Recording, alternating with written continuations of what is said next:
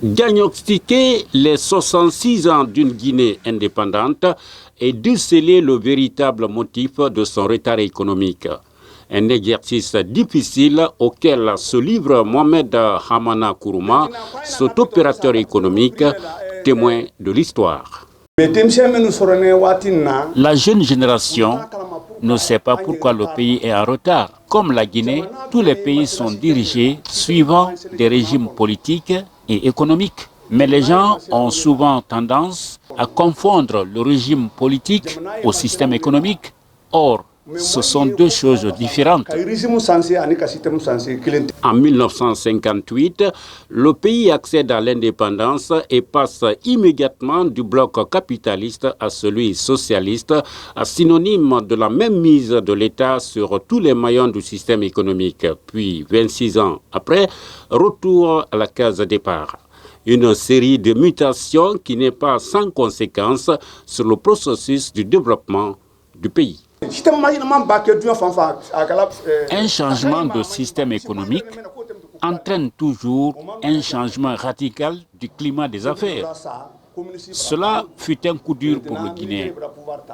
À la mort de Sékou, le pays a rompu avec le communisme pour céder la place au capitalisme sous un régime militaire. Conséquence, tous nos avions, usines, matériel agricole ont été vendus. Et les acheteurs et l'État, personne n'en a tiré profit. Deuxièmement, les fonctionnaires autrefois employés dans ces entreprises ont été mis au chômage sous l'appellation de déflatés. Cette crise a amené tout le monde à vouloir inscrire son enfant à la fonction publique. Fonctionnaires, commerçants, agriculteurs, chauffeurs, parce qu'il n'y avait plus d'autres opportunités. Aujourd'hui encore, la Guinée semble frappée de plein fouet par les répercussions dues au revirement de son système économique. Phénomène couplé à un contexte international de plus en plus difficile et les autorités de la transition tentent tant bien que mal d'inverser la tendance, soutient notre interlocuteur.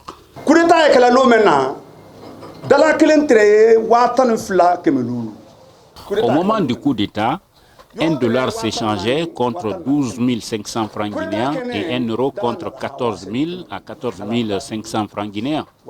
Après le coup d'État, le dollar a baissé jusqu'à 8 500 francs guinéens au lieu de 12 500 francs précédemment.